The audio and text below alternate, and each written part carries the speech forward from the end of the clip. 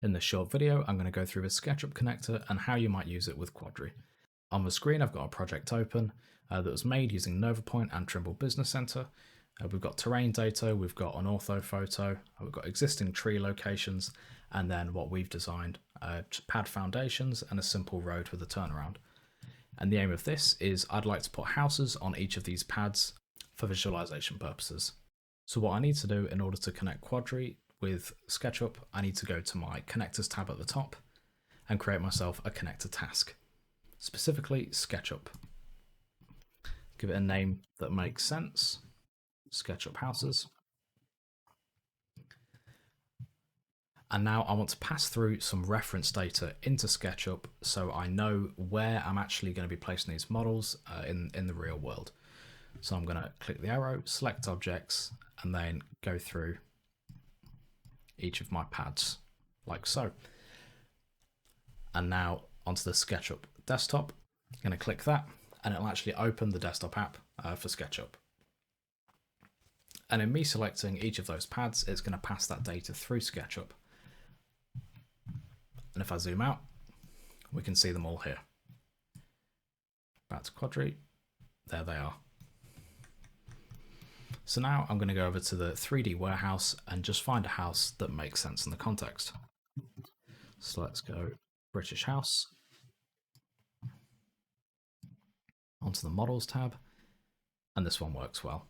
I'm going to load it directly into my project and place it here. Move it like so. Now I've got it where I want to be. I'm going to extend out that back garden just so it fits the pad better. So double click, go ahead and move.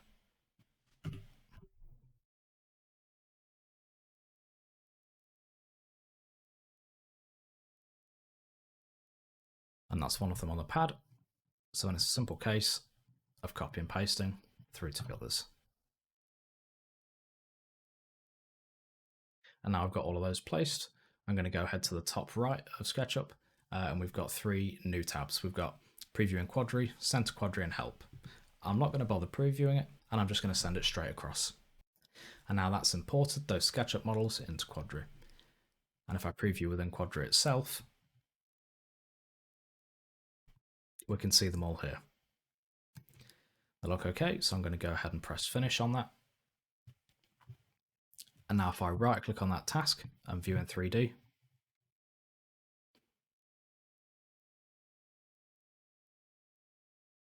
we can see that the preview was correct. And if I change my presentation rule,